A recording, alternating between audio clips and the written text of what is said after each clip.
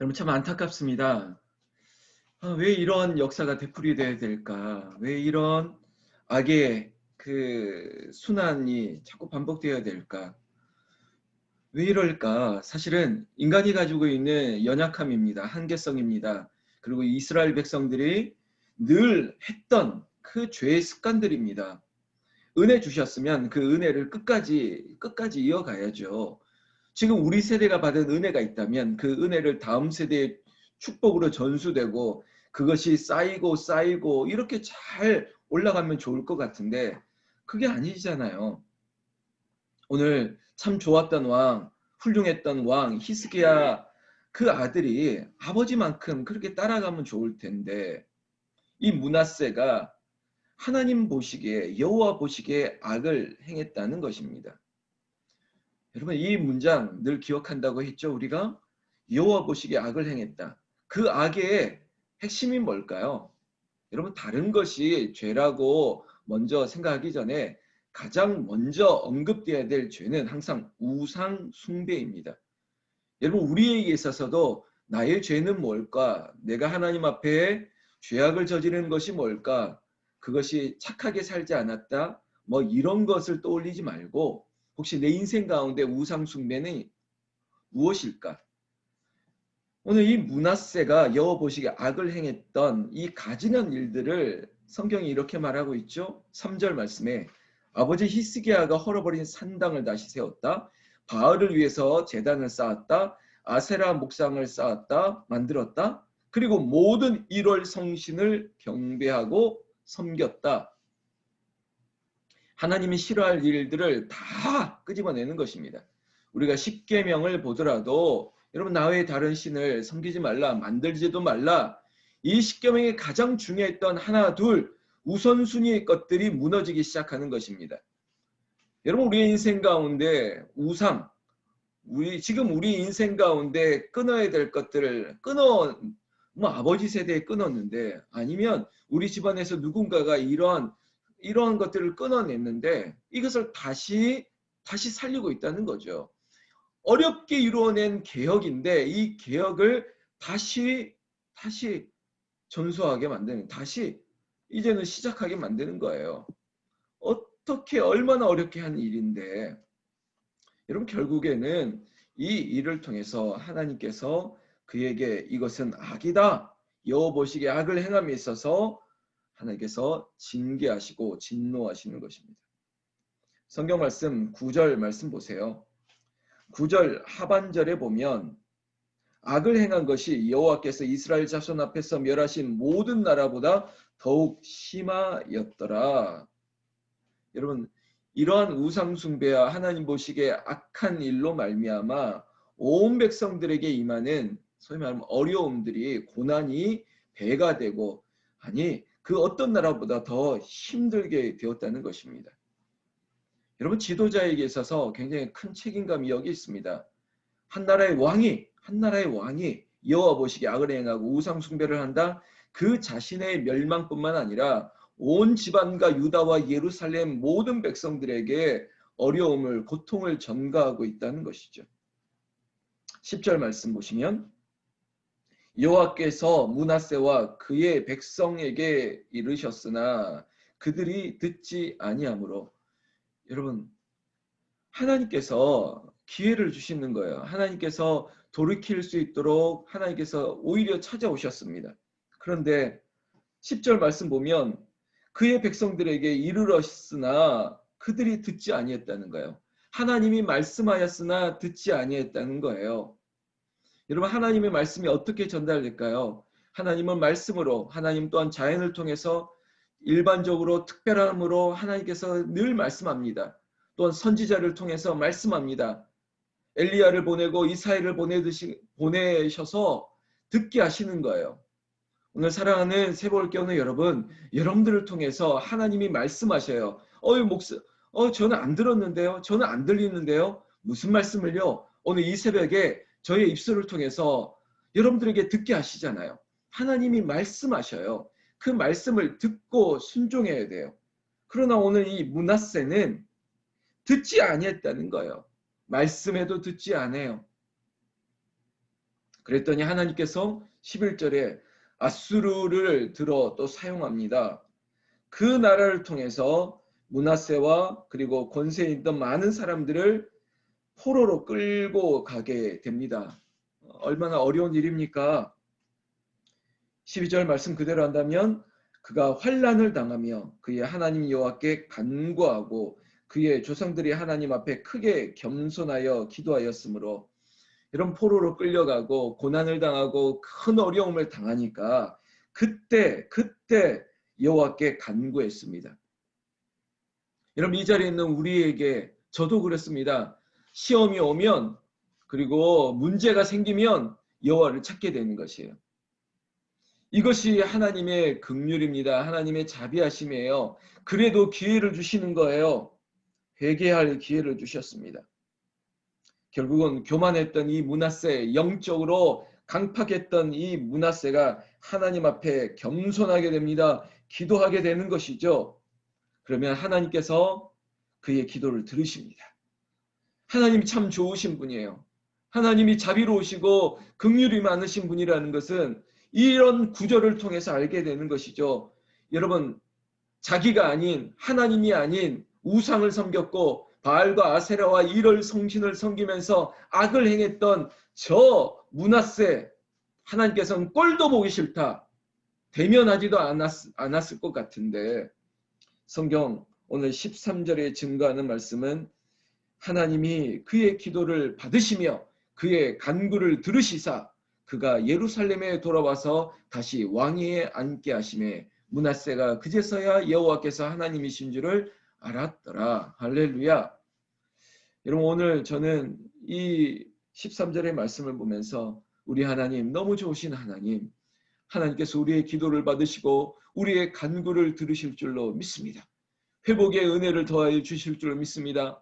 바벨론에 끌려갔던 므낫세가 예루살렘으로 돌아올 수 있었던 것, 그리고 잃어버렸던 왕위를 다시 찾을 수 있었던 것, 이것이 자신의 노력으로 된 것이 아니잖아요. 자신의 열심도 아니었습니다. 이건 하나님의 은혜이셨어요. 하나님이 하신 일이죠.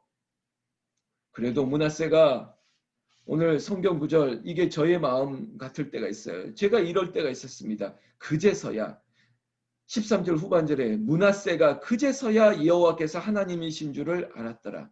그제서야. 사랑하는 새벽을 깨우는 여러분들, 이 문장을 가지고 여러분 자녀들을 위해서 우리 집안 식구들을 위해서 기도해 주세요. 우리 남편을 위해서 기도하고 아내를 위해서 기도해 주세요. 이런 일을 당하고 나서야 그제서야 회복하고 그제서야 하나님이 우리 하나님인 줄 알았더라. 마치 소 잃고 외양간 고치듯이. 물론 하나님은 그런 하나님 아니세요. 그래도 우리가 그 세월이 안타깝지 않습니까? 왜 그렇게 고생하고 맞고 끌려가고 다 잃어버리고 그제서야 하나님인 줄 알아야 되느냐는 거예요. 여러분 이것이 하나님의 자비와 은혜와 긍휼이지만 이거 아니고도 우리는 하나님인 줄 알 수 있지 않습니까? 우리가 이 아픔 당하지 않고도 하나님인 줄 알 수 있잖아요. 여러분 그래서 여러분들 자녀와 후손들 앞으로 믿음의 계보를 이어갈 여러분들 후손들을 위해서 이런 기도하세요. 하나님 정말 다니엘처럼 처음부터 끝까지 평생토록 그냥 정말 부드럽게 정말 거칠 것 없이 정말 인생의 기복 없이 그냥 하나님을 알고 하나님을 믿으면서 살면 좋지 않겠습니까? 이것이 마치 인생은 굵고 짧게 드라마틱한 인생이야. 뭐 이럴 수도 기복도 있어야지. 그렇습니까? 그렇지 않아요.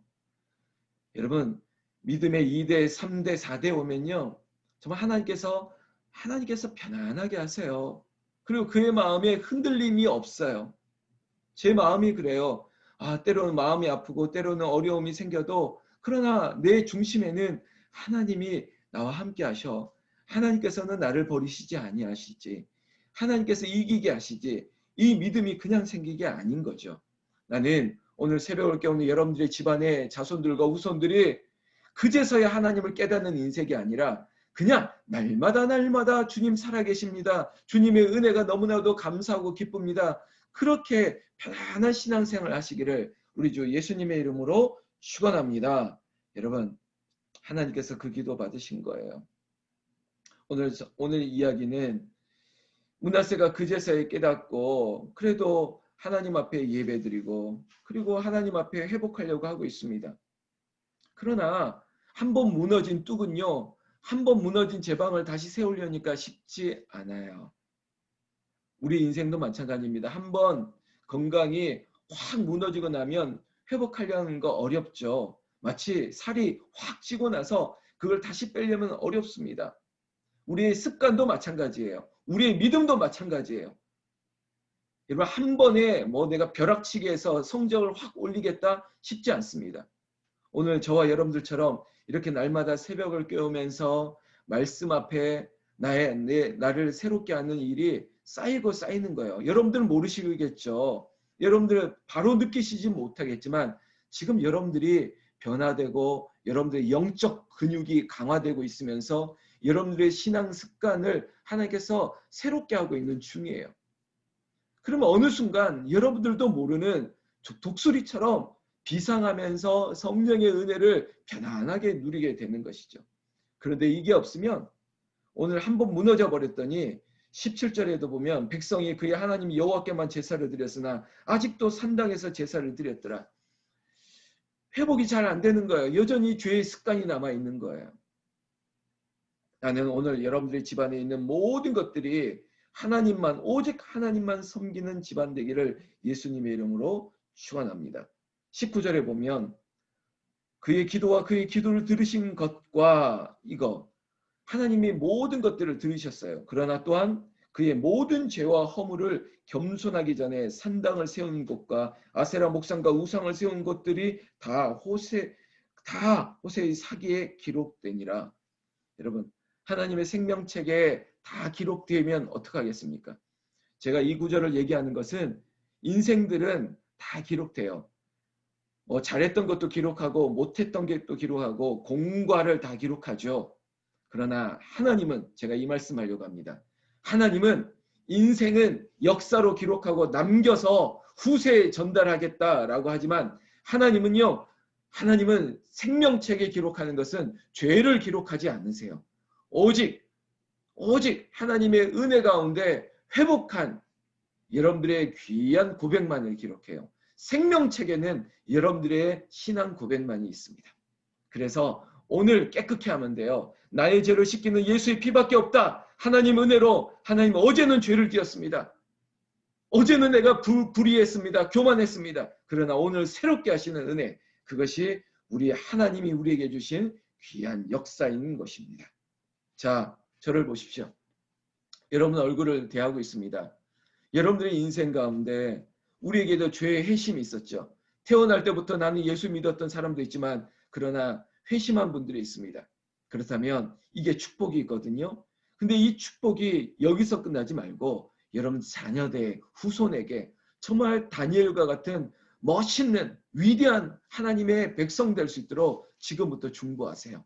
기도가 쌓이는 것이에요. 포인트만 쌓이는 것이 아니라 우리 기도가 쌓이는 것이에요. 그 기도가 쌓이면 역사하는 힘이 있습니다. 오늘 저를 바라보고 있는 여러분들, 하나님의 말씀을 저를 통해서 대언하는 거예요. 그 말씀을 들으세요. 교만하지 마시고 겸손하게 회복의 은혜, 다시 한번 새롭게 되려고 하는 그 은혜가 오늘 이 새벽에 여러분들에게 있기를 주의 이름으로 축원합니다. 축원합니다. 지금 양호승 원사님 집안 그 수서 가까운 지역 병원에서 조금 좀 치료하고 회복하고 있습니다.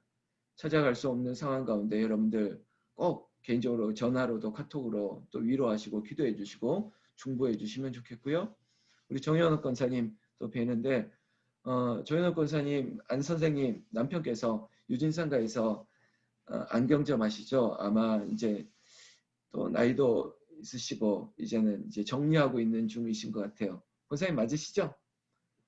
지금 이제 정리하고 있는데 또한 위에서 기도해 주시고 또 이 자리에 함께 하시는 각자의 이름들 보시면 생각날 때마다 기도해 주십시오. 하나님께서 은혜로 우리를 살게 하시는 것입니다. 우리를 강하게 하실 뿐만 아니라 이 코로나19로 인해서 어두워지거나 우울해하지 마세요. 코로나 블루 이런 것 이런 것들이 우리를 휩싸이게 하지 말고 성령의 기운이 우리를 따뜻하게 감쌀 수 있는 그런 은혜 있기를 예수님의 이름으로 축원합니다. 오늘도 승리하십시오. 우리 한번 제가 기도하고 또 각자의 기도 함께 이어가겠습니다. 기도하겠습니다. 하나님 아버지 감사합니다. 우리를 새롭게 하여 주시옵소서. 우리를 어둠 가운데 놓아 주시는 분이 아니신 걸 내가 알고 있습니다. 우리를 빛 가운데 거하게 하시고 우리를 생명의 그 찬란한 곳으로 우리를 이끄시는 분임을 내가 믿사오니 아버지 이 시간 역사하여 주시옵소서. 이 시간 사랑하는